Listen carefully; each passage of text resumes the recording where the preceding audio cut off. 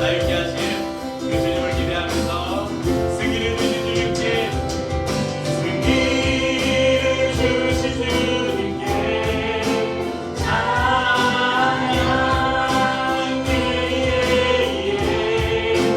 예예 보혈의 능력이 우리 자유케 하네 예예예 그가 채찍에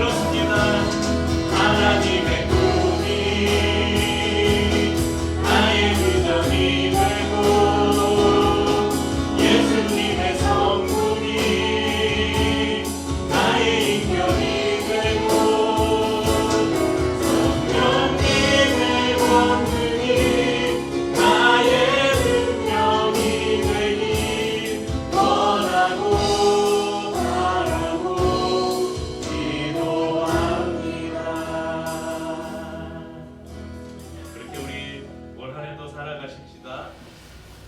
2026년 새해가 밝았습니다. 어떤 철학 교수님은 아주 심오한 이야기를 하더라고요. 새해는 뭐라고 했지?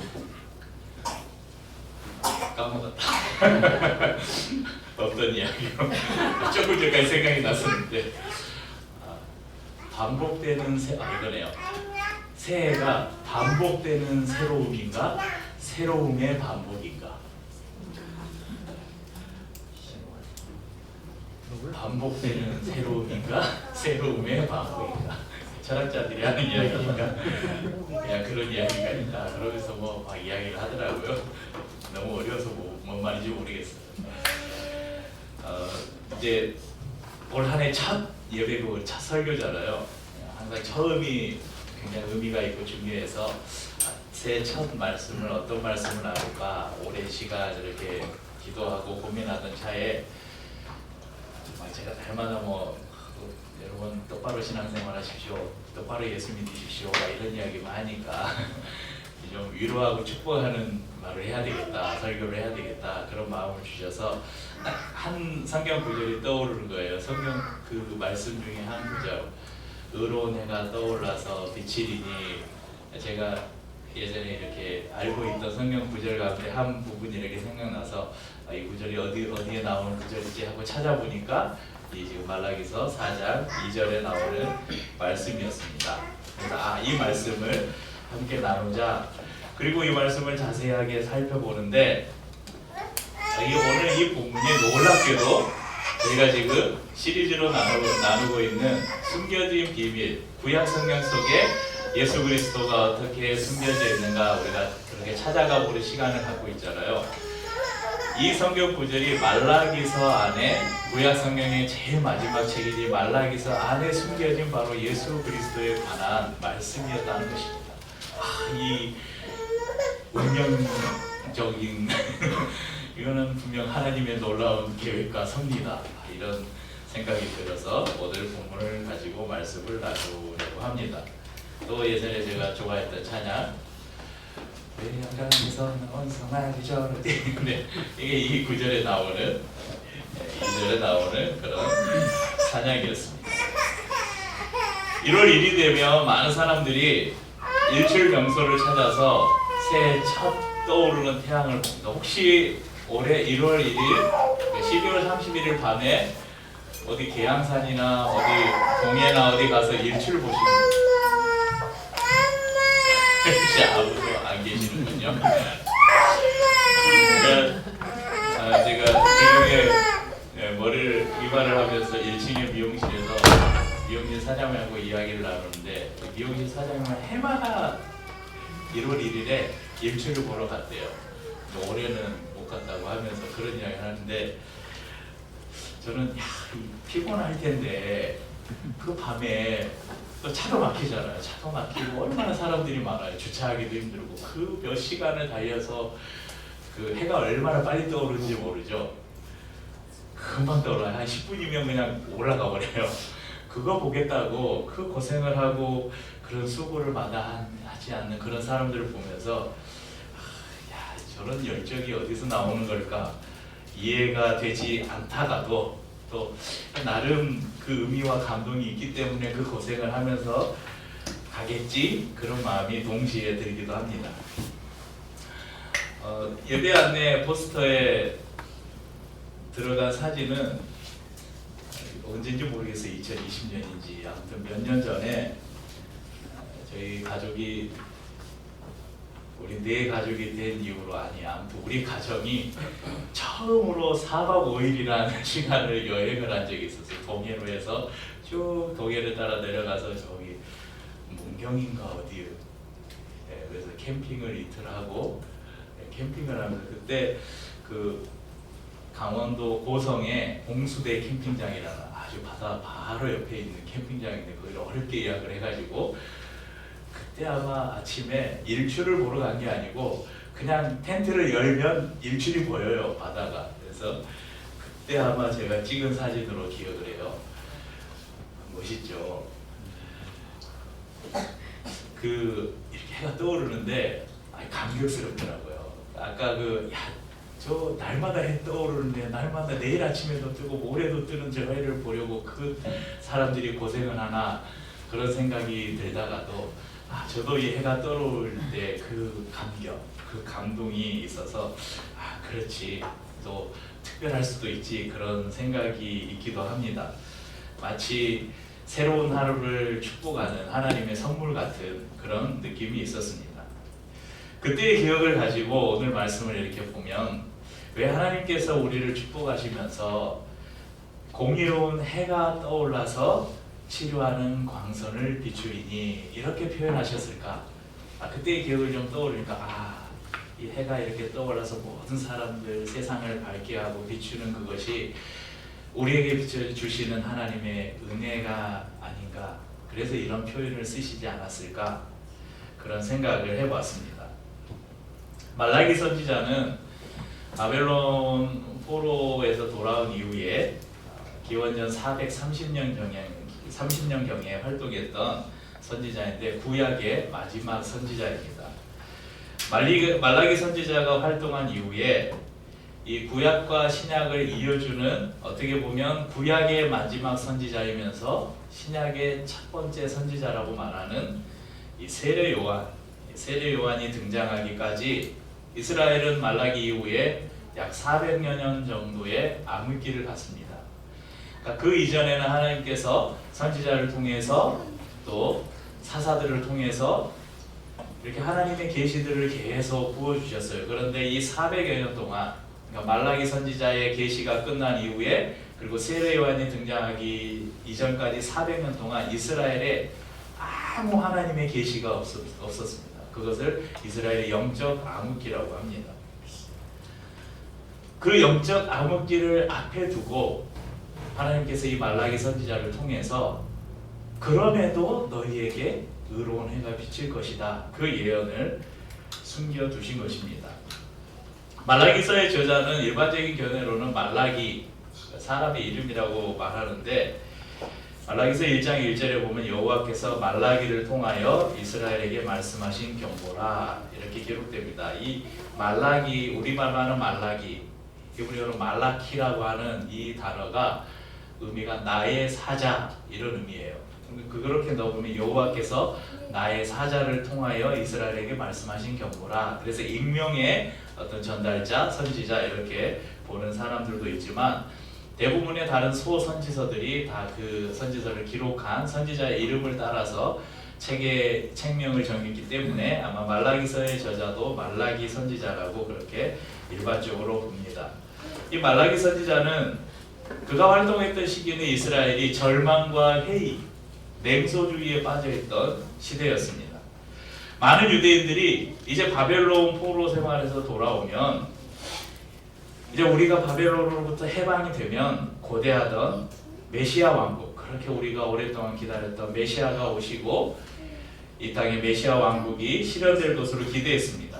이사야 선지자가 예언했던 것처럼 여호와께서 이스라엘을 적들에게서 구원하시고 시온이 만국의 중심이 되는 것을 기다렸고 예레미야 선지자가 예언한 것처럼 다윗 가문에서 한 왕이 일어나서 이스라엘을 구원하고 공의로 통치할 것을 기대했고 에스겔 선지자의 예언대로 한 목자가 나타나서 이스라엘을 지키시고 보호할 것을 기대했습니다. 하지만 포로기 이후에 이스라엘은 정반대의 상황이었습니다. 귀환한 유대인들은 여전히 고된 생활이었고 이제는 바벨론이 아닌 이 페르시아 제국의 한 기퉁이에 있는 그냥 이름도 없는 그 한 나라, 그 작은 공동체에 불과했습니다.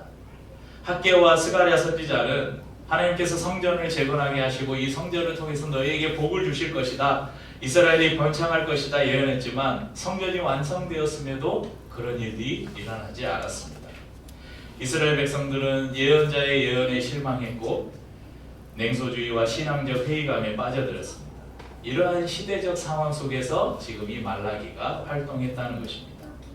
당시의 시대 상황을 오늘 말라기 선지자는 좀 더 구체적으로 기록하고 있습니다. 성경을 좀 앞에서부터 넘겨가면서 보겠습니다. 말라기서 1장 6절 7절을 보십시오. 말라기서 1장 6절 7절 내 이름을 멸시하는 제사장들아 먼저 당시의 제사장들을 비롯한 종교 지도자들의 모습이 어땠는지, 나 만군의 여호와가 너희에게 이르기를 아들은 그 아버지를 종은 그 주인을 공경하나니 내가 아버지일진대 나를 공경함이 어디 있느냐, 내가 주인일진대 나를 두려워함이 어디 있느냐 하나 너희는 이르기를 우리가 어떻게 주의 이름을 멸시하였나이까 하는도다. 너희가 더러운 떡을 나의 제단에 드리고도 말하기를 우리가 어떻게 주를 더럽게 하였나이까 하는도다. 이는 너희가 여호와의 식탁은 경멸히 여길 것이라 말하기 때문이라. 여러분, 아들이 아버지를 공경하는 건 당연합니다. 주인이 종을 공경하고 섬기는 건 당연합니다. 그런데 너희는 나를 하나님 아버지라고 말하고 나를 나의 주라고 부르면서 너희는 왜 나를 두려워하지 않느냐? 사람들이, 제사장들이 말하는 거예요. 저희가 언제 주님의 이름을 멸시했습니까? 너희가 더러운 떡을 제단에 드리고 여호와의 식탁은 경멸히 여겨도 된다. 제사는 별로 중요한 게 아니야. 하나님께 드려야 될 제물을 율법에서는 엄격하게 규정하고 있죠. 가장 좋고 흠이 없는 것으로 드려야 했습니다. 하지만 당시의 제사장들은 좋은 것은 자신들이 갖고 흠 없고 불필요한 것들을 눈먼 희생제물이라고 말합니다. 눈먼 희생제물을 하나님께 드렸다는 것입니다. 8절에 보면, 1장 8절에 보면, 야, 만약에 그런 제물을 총독에게 드려봐라. 그 총독이 그것을 기쁘게 받겠냐. 하물며 인간 지도자도 그런 것 드리면 싫어할 텐데 만군의 여호와께 너희가 제물을 드리면서 그런 것을 가지고 왔느냐, 이렇게 책망하십니다. 하나님을 멸시하는, 하나님은 이런 하나님을 멸시하는 예배를 얼마나 싫어하셨는지 1장 10절을 한번 보십시오. 야, 차라리 누가 이런 제사 드리지 못하게 누가 성전문을 잠궈버렸으면 좋겠다. 이런 하나님을 멸시하는 제사가, 이런 예배가 드려지지 않도록 차라리 성전문을 누가 잠궈버려라.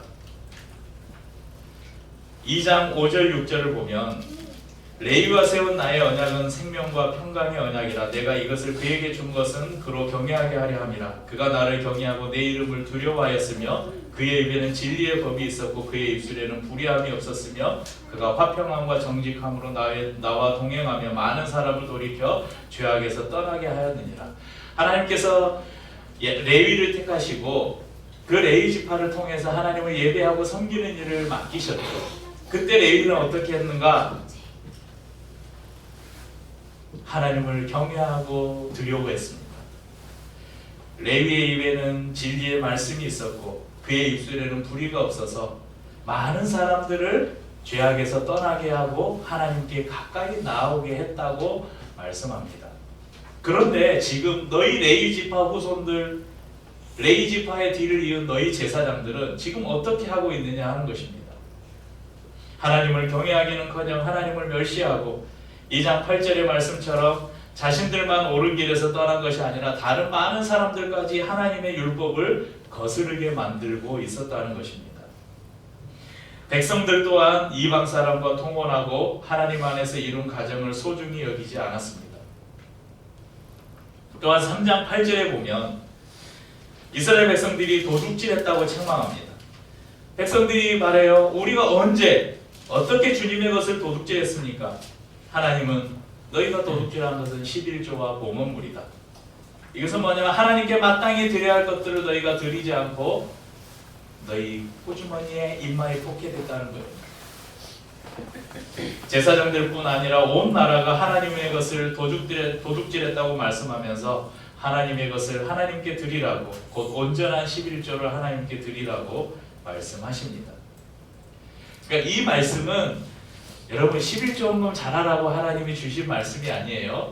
교회에서 꼭 11조 헌금 막 강조하면서 이 본문 갖다가 여러분 11조 안 하면 하나님의 것을 도둑질하면 여러분 벌 받습니다 막 이렇게 하는데 그게 아니에요.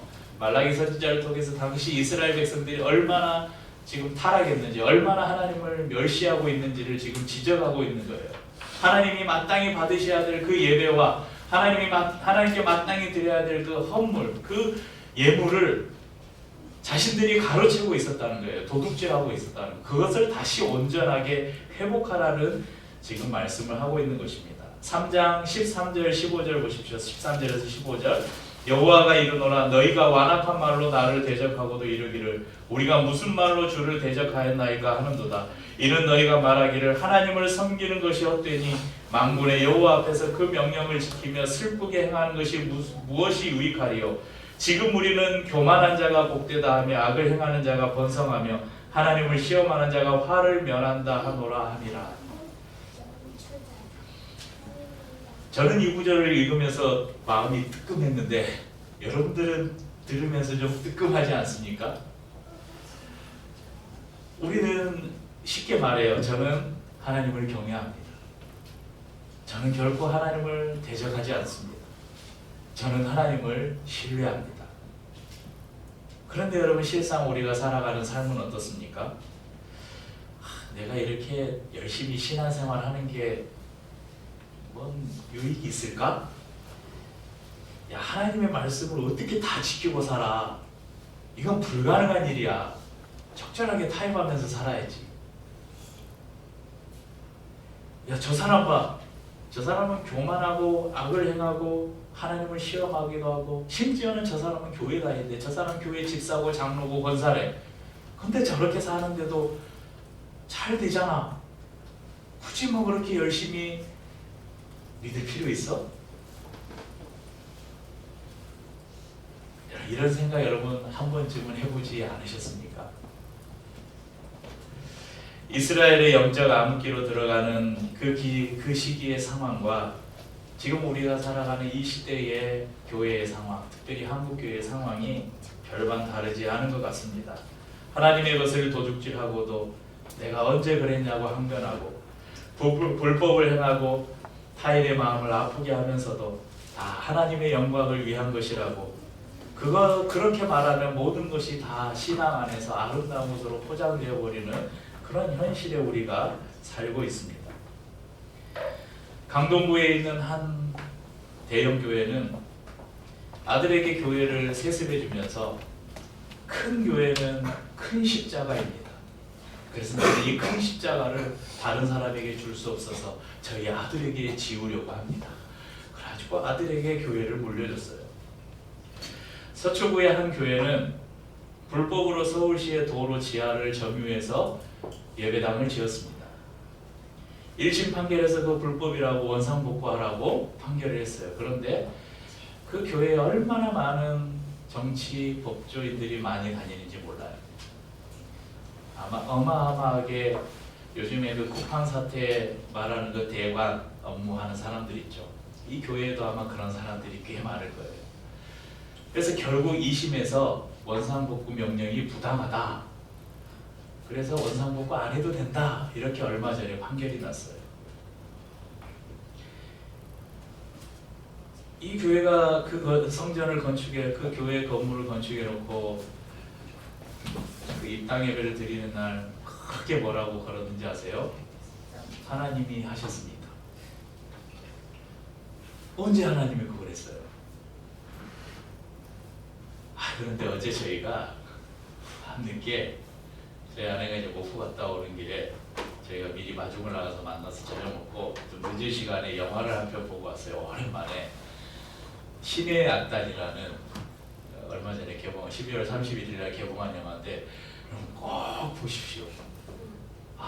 너무 이거는 그냥 저 예전에 그 패션 오브 크라이스트라는 그 멜 깁슨이 주연한 너무 그 감동적인 영화 있었잖아요. 예수님에 관한 영화. 그건 그냥 대놓고 기독교 영화잖아요. 상업 영화지만 기독교 영화라고. 이 신의 악단은 제가 보기 전에는 그냥 기독교적인 소재를 가지고 만들었겠지 했는데 이건 뭐 완전 기독교 영화예요. 그냥 이 복음을 그 안에 담고 있는. 그래서 그 영화를 보고 나니까 우리가 이렇게 찬양하고 있는 이것이 얼마나 감사한가도 생각이 되고 또 그 안에 등장하는 배우들의 그 찬양들을 진짜 잘하거든요. 그 찬양들이 너무 은혜롭고 찬양이 여러 곡 전체로 나와요.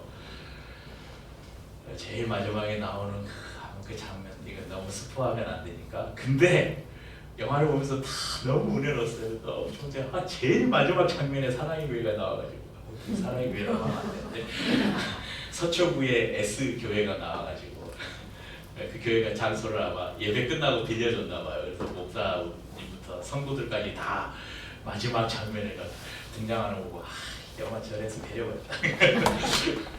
아무튼 그랬어요.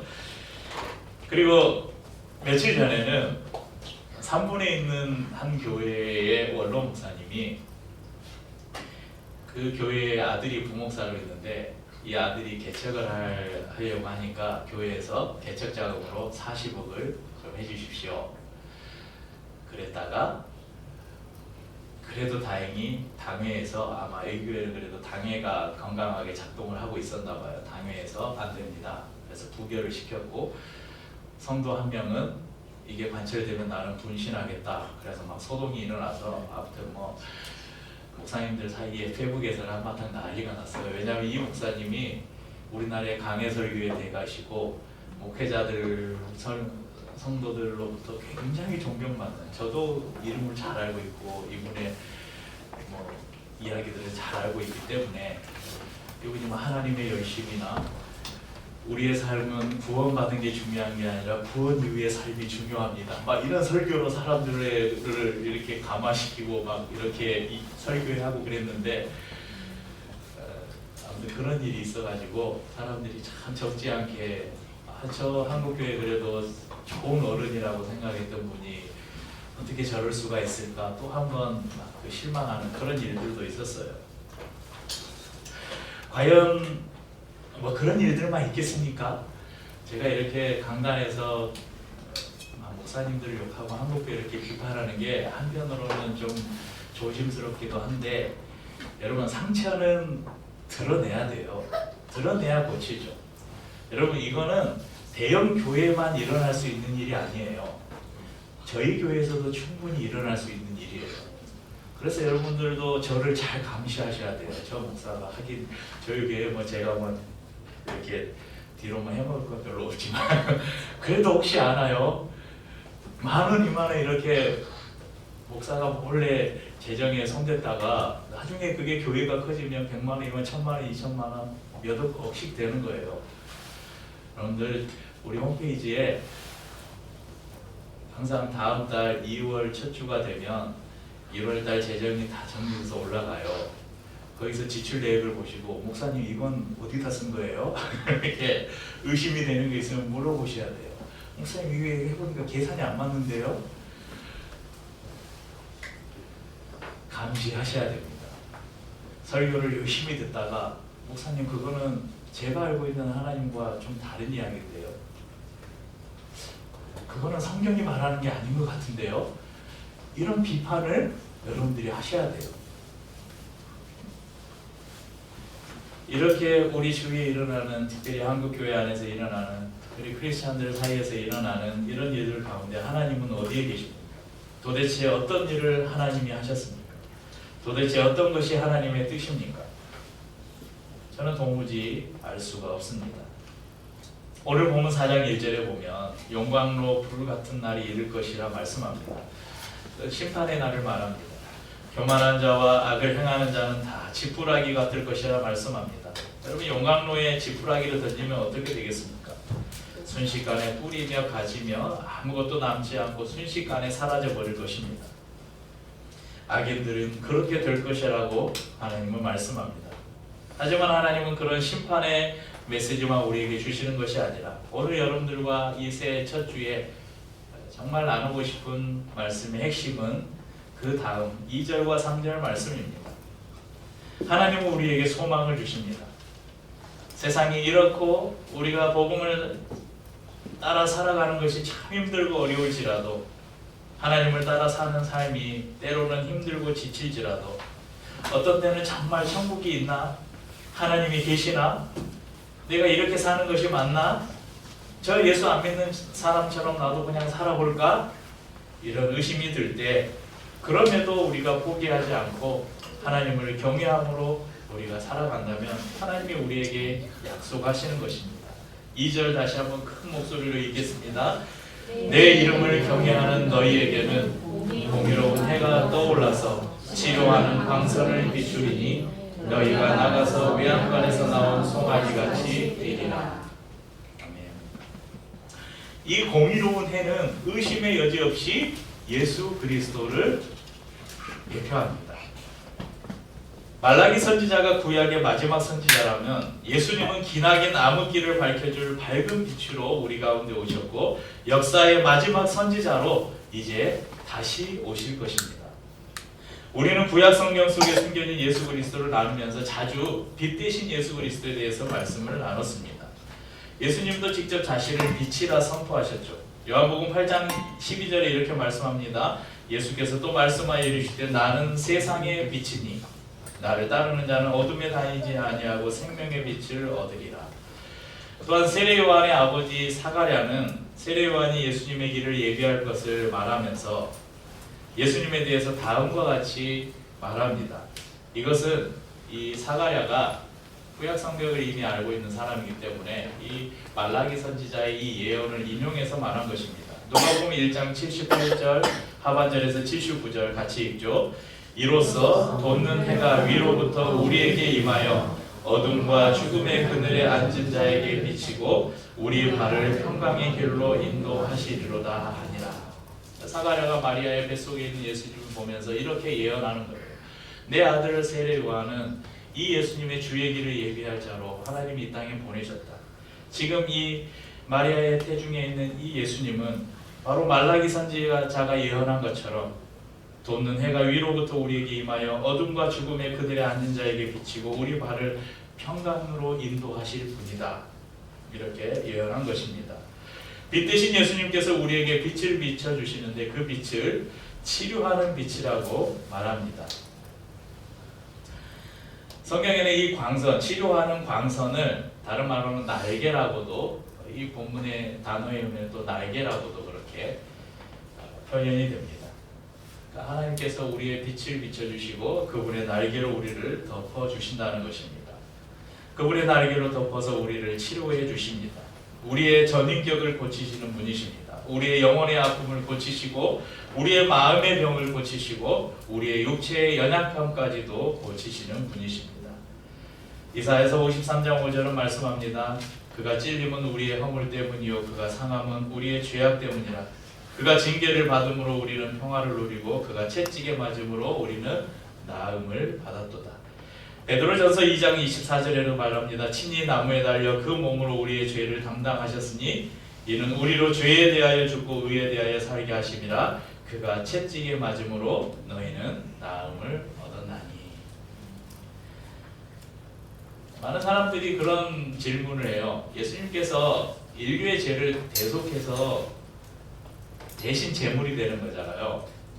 그럼 제물이 되려면 그냥 우리가 구약 성경에 보면 제사 지낼 때 어떻게 해요? 제물을 가져오면 칼로 찔러서 피를 다 쏟아내고 이렇게 각을 떠서 그냥 제물을 드리잖아요. 예수님이 제물을 드리려면 누가 하고 콕 찔러서 그냥 죽으셨으면 되는데 왜 그렇게 모진 채찍질을 당하셨는가? 왜 그렇게 침뱉음을 당하고 모욕을 당하셨는가? 우리 인간이 당할 고통을 그분이 직접 경험하신 거예요. 우리가 당할 고통을 그분이 당하셔야 우리가 얼마나 아픈지를 그분이 당하시지 않아도 알겠지만 우리는 이해하지 못하잖아요. 예수님 언제 저와 같은 아픔을 당신이 당해보셨어요? 제 마음 알아요? 이렇게 말할 수 있잖아요. 그냥 간단하게 돌아가셨으면. 근데 그렇게 하지 않으셨어요. 병사들로부터 침뱉음을 당하고 조롱을 당하셨어요. 그렇기 때문에 우리가 누군가로부터 멸시를 당할 때 예수님께 기도하는 거예요. 내가 내 마음을 안다. 그분이 당해보셨으니까. 여러분 아까 말한 일단 고난 나중에 지금 말고 4월에 고난 주간이 되시면 3월 말인가 패션 오브 크라이스트라는 영화를 한번 검색하면 많이 나올 테니 한번 보십시오. 진짜 사실적으로 표현을 해놨어요. 근데 그게 거짓말이 아니라 진짜 그렇게 했을 거예요. 그동안은 영화 기술이 없어서 그냥 예수님이 채찍에 맞는 거 고난당하는 걸 그냥 별로 표현을 못했지만 그 영화를 보면 야, 내가 저런 고통을 당할 수 있을까? 상상도 안 되는 그런 고통을 당하시는 장면이 나와요. 그렇기 때문에 예수님이 내가 너의 아픔을 안다. 내가 너를 치료할게. 내가 너를 치료해 줄게. 이럴 때 그렇죠. 예수님 저보다 더 심한 아픔을 당신이 겪으셨죠. 그래서 제가 당신의 말씀을 믿습니다. 이렇게 말할 수 있는 것입니다. 또한 예수님은 우리에게 참 자유를 주십니다. 오늘 그 자유를 어떻게 표현합니까? 외양간에서 나온 송아지 같이 뛰리라. 외양간에 이렇게 송아지를 가둬놨다가 풀어주면 어떻게 돼요? 막 온 천지로만 뛰어다니잖아요. 이걸 다른 말로 하면 자유입니다. 자유. 죄악 가운데 묶여있던 자들을 예수님께서 십자가의 보혈로 자유케 하셨을 때 우리가 그 예수님 안에서 마음껏 뛰어노는 자유를 누린다는 것입니다. 예수님을 믿는 유대인들과 대화를 나누시면서 예수님은 그들에게 진리를 알지니 진리가 너희를 자유롭게 하리라 이렇게 말씀하셨습니다. 유대인들은 예수님께 말해요. 우리가 아브라함의 자손으로 다른 사람의 종이 된 일이 없는데 종된 적이 없는데 어떻게 자유자가 됩니까? 예수님께서 말합니다. 죄를 범한 사람은 이미 죄의 종이다. 종은 집에 거하지 못한다. 그렇지만 아들은 집에 거할 수 있다. 그러면서 이렇게 말씀합니다. 요한복음 8장 36절에 그러므로 아들이 너희를 자유롭게 하면 너희가 참으로 자유로우리라. 다시 한번 같이 읽죠. 그러므로 아들이 너희를 자유롭게 하면 너희가 참으로 자유로우리라. 예수 그리스도가 우리를 자유롭게 하셨기 때문에 이제 우리는 참으로 자유한 삶을 누릴 수 있는 것입니다. 바로 말라기 선지자가 예언한 그 예언을 예수님께서 직접 성취하시고 증명하고 계시는 것입니다. 2026년 새로운 해가 떠올랐습니다. 며칠 떴다가 졌다 했죠. 근데 그 해가 새로운 해입니까? 똑같은 해죠. 빙빙 돌다가 해는 태양은 가만히 있는데 지구가 계속 돌아가지고 우리가 요리 돌아섰다가 다시 보고 돌아섰다 다시 보고 하는 거잖아요. 그런데 우리 예수님, 우리에게 비추시는 예수님의 빛은 영원히 지지 않는 해와 같습니다. 그 빛은 우리를 고치시는 빛입니다. 그 빛은 우리를 자유케 하시는 빛입니다. 예수님은 우리에게 당신의 빛을 비추시면서 우리로 하여금 너희도 세상의 빛이 되라 말씀하셨습니다. 마태복음 5장 14절에서 16절 같이 읽겠습니다. 너희는 세상의 빛이라. 산 위에 있는 동네가 숨겨지지 못할 것이요 사람이 등불을 켜서 말 아래 두지 아니하고 등경 위에 두나니 이러므로 집안 모든 사람에게 비치느니라. 이같이 너희 빛이 사람 앞에 비치게 하여 그들로 너희 착한 행실을 보고 하늘에 계신 너희 아버지께 영광을 돌리게 하라. 아멘. 그럼 우리는 빛은 아닙니다. 그러니까 발광체는 아니에요. 그렇지만 우리에게 비춰주시는 예수님의 빛이 우리에게 비치면 우리는 그 빛을 반사하는 반사체입니다. 올 한 해 우리 가운데 떠오른 예수 그리스도의 그 공의로운 그 빛을 우리가 마음껏 받아 누리고 그 빛을 다른 사람에게 비춰주시는 은혜가 있기를 축복합니다.